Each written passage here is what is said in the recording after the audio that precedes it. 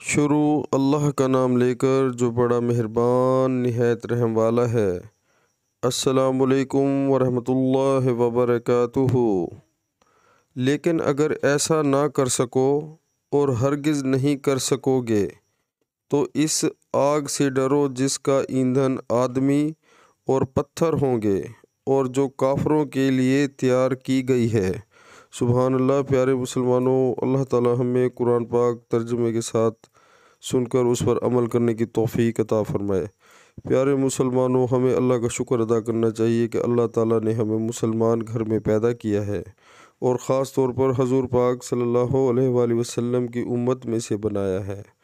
تو پیارے مسلمانوں، آج ہم اتنے غافل ہو چکے ہیں، ہمارے لیے بہت افسوس کا مقام ہے کہ جیسے ہی اذان ہوتی ہے ہم دنیا کے اندر لگے رہتے ہیں اور اللہ تعالیٰ کو بھول جاتے ہیں اور اللہ کا حکم نہیں مانتے۔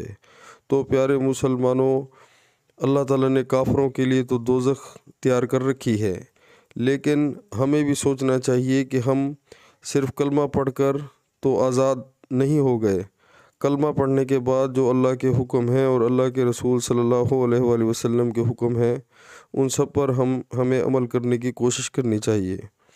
تو پیارے مسلمانوں، جیسے ہی اذان کا ٹائم ہو، دنیا کے سارے کام چھوڑ کر اللہ کے حضور جھک جائیں۔ اسی میں ہم سب کی صلاح ہے اور اسی میں ہم سب کی فلاح ہے۔